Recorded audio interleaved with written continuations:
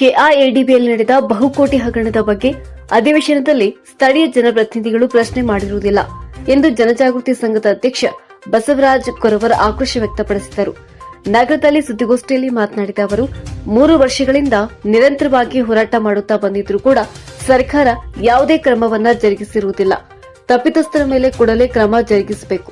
ಸರ್ಕಾರದ ಬೊಕ್ಕಸಕ್ಕೆ ಹಾನಿಯಾದ ಹಣವನ್ನ ಆರೋಪಿಗಳಿಂದ ವಸೂಲಿ ಮಾಡುವಂತೆ ಆಗ್ರಹಿಸಿದರು. ಇನ್ನು ಈ ಹಗರಣದಲ್ಲಿ ಭಾಗಿಯಾದ ಕೇಂದ್ರ ಕಚೇರಿಯ ದಯಾನಂದ ಭಂಡಾರಿ, ಎನ್ ವಾಣಿ, ಮಂಜುನಾಥ್ ಮದಕವಿ ಹಾಗೂ ಎಲ್ ಶ್ರೀನಿವಾಸ್ ಹಾಗೂ ಇನ್ನಿತರ ಸಿಬ್ಬಂದಿಗಳ ಮೇಲೆ ಇಲಾಖೆ ತನಿಖೆ ನಡೆಸಿ ಅವರ ಮೇಲೆ ಕಾನೂನು ಕ್ರಮ ಜರುಗಿಸಬೇಕೆಂದರು.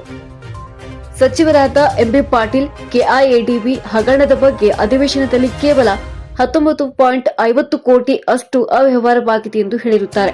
ಈ ವಿಷಯಕ್ಕೆ ಸಂಬಂಧಪಟ್ಟಂತೆ ಪ್ರಕರಣ ದಾಖಲಾಗಿದ್ದು ಅದರ ಚಾರ್ಜ್ ಶೀಟ್ನಲ್ಲಿ 72 ಕೋಟಿ ಅವ್ಯವಹಾರವಾಗಿದೆ ಎಂದು ಸ್ಪಷ್ಟವಾಗಿದೆ. ನಮ್ಮ ಪ್ರಕಾರ ಅದಕ್ಕೂ ಹೆಚ್ಚಿನ ಪ್ರಮಾಣದಲ್ಲಿ ಅವ್ಯವಹಾರವಾಗಿದೆ ಎಂದವರು ಈ ಪ್ರಕರಣದ ಸಂಪೂರ್ಣ ತನಿಖೆ ಮಾಡಿ ತಪ್ಪಿತಸ್ಥರ ಮೇಲೆ ಕಾನೂನು ಕ್ರಮ ಜರುಗಿಸುವಂತೆ ಒತ್ತಾಯಿಸಿದರು. ಈ ಪತ್ರಿಕಾಗೋಷ್ಠಿಯಲ್ಲಿ ಸುರೇಶ್ ಕೋರಿ, ನವೀನ್ ಪ್ಯಾಟಿ ಸೇರಿದಂತೆ ಮೊದಲಾದವರು ಉಪಸ್ಥಿತರಿದ್ದರು. ಧಾರವಾಡ ಜಿಲ್ಲೆ ಜನಪ್ರತಿನಿಧಿಗಳು ಒಬ್ರು ಕೂಡ ಇವತ್ತಿಗೂ ಕೂಡ ಇದ್ರ ಬಗ್ಗೆ ಒಂದು ಪ್ರಶ್ನೆ ಎತ್ತಿಲ್ಲ. ವಿಧಾನಮಂಡಲ ಅಧಿವೇಶನದಲ್ಲಿ ನಮ್ಮಲ್ಲಿ ಇಷ್ಟು ದೊಡ್ಡ ನಾವು 84 ಕೋಟಿ ಹಗರಣ, 84 ಕೋಟಿಗಿಂತಲೂ ಅಧಿಕವಾದಂತಹ ಇದೊಂದು ಹಗರಣ ಆಗೈತೆ ಅಂತ ಹೇಳಿ ನಾವು ಸುಮಾರು 2-3 ವರ್ಷದಿಂದ ಹೇಳ್ತಾ ಬಂದೀವಿ. ಇವತ್ತಿಗೂ ಸಹ ಒಬ್ಬರ ಜನಪ್ರತಿನಿಧಿ ವಿಧಾನಮಂಡಲ ಅಧಿವೇಶನದಲ್ಲಿ ಕೇಳಿಲ್ಲ, ಏನಾಯ್ತು ಸಾಹೇಬ್ರ, ಅದ್ರ ರಿಕವರಿ ಮಾಡಕ್ಕೆ ಏನ್ ಮಾಡಿರಿ, ಏನ್ ಕ್ರಮ ತೆಗೆದುಕೊಂಡಿರಿ, ಹಿರಿಯ ಅಧಿಕಾರಿಗಳು ಭಾಗಿಯಾಗ್ಯಾರ, ಅವ್ರ ಮೇಲೆ ಏನ್ ಕ್ರಮ ತೆಗೆದುಕೊಂಡಿರಿ, ಯಾರು ಕೂಡ ಇವತ್ತಿಗೂ ಕೇಳಿಲ್ಲ. ಇದು ಬಹಳ ನೋವಿನ ಸಂಗತಿ. ಅದಲ್ದೇನೆ ಇದ್ರೊಳಗಡೆ ಈ ಅಶ್ಫಾಕ್ ದುಂಡಸಿ ಆರೋಪಿ ನಂಬರ್ 1 ಮೊನ್ನೆ ಈಗ ಬಿಡುಗಡೆ ಆಗಿ ಬಂದಾನ. ಆರೋಪಿ ನಂಬರ್ 2 ಏನೋ ಇದ್ದಾನ. ರವಿ ಕುರುಬೆಟ್ಟ, ಕಲ್ಲಪ್ಪ ಅಂತ ಹೇಳಿ ಒಬ್ಬ ಸಿಗಿಹಳ್ಳಿ, ಕಲ್ಲಪ್ಪ ಸಿಗಿಹಳ್ಳಿ, ಆಮೇಲೆ ರಾಜು ಹೆಬ್ಬಳ್ಳಿ ಅವ್ರ ಹೆಂಡತಿ ಹೆಸರಲ್ಲೇ ಈ 4 ಜನರ ಈ ಆಸ್ತಿಗಳು, ಈ ಒಂದು ಅಕ್ರಮ ಆದ ಮೇಲೆ ಖರೀದಿ ಹಿಡಿದಿರುವಂತಹ ಆಸ್ತಿಗಳು 23 ಸ್ಥಿರ ಆಸ್ತಿಗಳನ್ನು ಖರೀದಿ ಹಿಡಿದಾರೆ ಇವರು.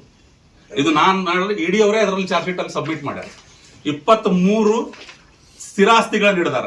ಈ ಸಬ್ ರಿಜಿಸ್ಟರ್ ವ್ಯಾಲ್ಯೂಯೇಷನ್ ಪ್ರಕಾರ 9,55,31,000 ರೂಪಾಯಿ ಇದಾಗತ್ತೈತೆ ಅವರು. ಇವುಗಳನ್ನ ಆಲ್ರೆಡಿ ಅವರು ಫ್ರೀಸ್ ಮಾಡ್ಯಾರ. ಅಂದ್ರೆ ಸೇಲ್ ಮಾಡಕ್ಕೂ ಬರೋದಿಲ್ಲ, ಏನು ಮಾಡಕ್ ಬರೋದಿಲ್ಲ, ಹಂಗೆ ಮಾಡಿ ಇಟ್ಟಾರ ಈಗ ಅವರು. ಇದಲ್ದೇನ ಈ ಹಗರಣದಲ್ಲಿ ಭಾಗಿಯಾದಂತವ್ರು ಏನದಾರಲ್ಲ, ಇವ್ರೆಲ್ಲರೂ ತಮ್ಮ ಸಂಬಂಧಿಕರ ಹೆಸರಲ್ಲಿ ಈಗ 4,000 ಕೋಟಿಗೆ 4,000 ಎಕರೆ ಸಲುವಾಗಿ ಏನೀಗ ಹಣ ಬಿಡುಗಡೆ ಆಗತ್ತೆ ಹಂತ ಹಂತವಾಗಿ. 2,000 ಚಿಲ್ಲರೆ ಎಕರೆಗೆ ಹಂತವಾಗಿ ಹಣ ಬಿಡುಗಡೆ ಮಾಡಕತ್ತಾರೆ. ಈಗ ಈ ಹಣ ಏನು 72 ಕೋಟಿ ರೂಪಾಯಿ ಇವತ್ತು ಇಡಿ ಹೇಳ್ತಾರೆ. ನಾವು 84 ಕೋಟಿ ಅಂತ ಆರೋಪ ಮಾಡಿ 84 ಕೋಟಿ ಅಂತ ಆರೋಪ ಮಾಡಿ ನಾವು ಬರೀ ಸುಮ್ಮನೆ ಆರೋಪ ಮಾಡಿಲ್ಲ. ಅವರೇ ಯಾರಂತ ಕೇಳಿದ್ರೆ ಮೊದಲನೇ ಸಾರಿ ಏನು ಬಂದು ರಿಪೋರ್ಟ್ ಕೊಡ್ತಾರಲ್ಲ, ಈ ಅಧಿಕಾರಿಗಳು 9 ಜನ ಅಧಿಕಾರಿಗಳ ತಂಡ ಮೊದಲನೇ ಸಾರಿ ಬಂದು ಏನ್ ರಿಪೋರ್ಟ್ ಕೊಡ್ತಾರ, ಅದರ ಒಳಗಡೆ ವಿಶೇಷ ಏನಂತ ಕೇಳಿದ್ರೆ ಈ ಎನ್ ವಾಣಿ ಅಂತ ಏನದಾರಲ್ಲ ಹಣಕಾಸು ನಿಯಂತ್ರಣಾಧಿಕಾರಿ, ಅವರು ಕೂಡ ಆ ರಿಪೋರ್ಟ್ ಒಳಗಡೆ ಸಹಿ ಮಾಡಿ ಹೋಗ್ತಾರೆ. ಕಳ್ಳರ ಕೈಯಾಗ ಇವರು ಒಂದು ರಿಪೋರ್ಟ್ ತಯಾರು ಮಾಡಕ್ ಕೊಡ್ತಾರೆ. ಅವರು ಇಷ್ಟು ಕೋಟಿ ಆಗೈತೆ ಅಂತ ಗೊತ್ತಿದ್ದನು ಅದ್ರೊಳಗೆ ಬರೀತಾರ, ಇಲ್ಲಿ ಕೆಲವೊಂದಿಷ್ಟು ಫೈಲ್ಗಳು ಮಿಸ್ ಆಗ್ಯಾವು, ಫೈಲ್ಗಳು ನಮ್ಮನ್ನ ಒದಗಿಸಿಲ್ಲ, ಕೊಟ್ಟಿಲ್ಲ ನಮಗವರು. ಈಗ ಫೈಲ್ಗಳು ಎಲ್ಲಿ ಹೋಗ್ಯಾವ ಅಂತ ಹೇಳಿ ಅದ್ರ ಮೇಲೆ ಎನ್ಕ್ವೈರಿ ಮಾಡೋರು ಯಾರು? ಫೈಲ್ಗಳು ಕಳೆದು ಹೋಗಿದ್ರೆ ಅದನ್ನು ಹುಡುಕತರಕ್ಕೆ ಕ್ರಿಮಿನಲ್ ಮೊಕದ್ದಮೆ ದಾಖಲಾಗಬೇಕಾ? ಅವ್ರು ಸ್ವತಃ ಅವರೇ ಬರೀತಾರ. ಈ ಕಚೇರಿ ಒಳಗಡೆ ಕೆಲಸ ಮಾಡುತ್ತಿರುವಂತಹ 2021-22 ಹಗರಣದ ಸಮಯದಲ್ಲಿ ಏನ್ ಕೆಲಸ ಮಾಡ್ತಾರಲ್ಲ, P1 ಇಂದ ಹಿಡಿದು ಉನ್ನತ ಅಧಿಕಾರಿಗಳವರೆಗೂ ಎಲ್ಲರ ಮೇಲೂ ಕೂಡ FIR ದಾಖಲಾಗಬೇಕು, ತನಿಖೆ ಆಗಬೇಕು ಅಂತ ಹೇಳಿ ಅವರೇ ಬರೀತಾರ. ಆದ್ರೂ ಕೂಡ ಇವತ್ತವರೆಗೂ ಆಗಿಲ್ಲ. ಇವತ್ತಿಗೂ ಕೂಡ 72 ಕೋಟಿ ಅಂದ್ರೆ 72 ಕೋಟಿ 50 ಲಕ್ಷದ ಮೇಲೆ ಇಡಿ ಅವರು ಚಾರ್ಜ್ ಶೀಟ್ ಸಬ್ಮಿಟ್ ಏನ್ ಮಾಡ್ಯಾರ. ಆ 72 ಕೋಟಿ ರಿಕವರಿ ಸೂಟ್ ಇವತ್ತಿಗೂ ಫೈಲ್ ಆಗಿಲ್ಲ. ಆ ಹಣ ನಾವು ತಗೊಂಡ್ ಬರ್ಬೇಕು, ನಾವು ಇದಕ್ಕೆ ಅಂತೇಳಿ ಮಂಡಳಿಗೆ ತರಬೇಕು ಅಂತೇಳಿ ಇವತ್ತಿಗೂ ಕೂಡ ಒಂದು ರಿಕವರಿ ಸೂಟ್ ಫೈಲ್ ಮಾಡಿಲ್ಲ ಇವ್ರ ಕರ್ಮಕ್ಕೆ.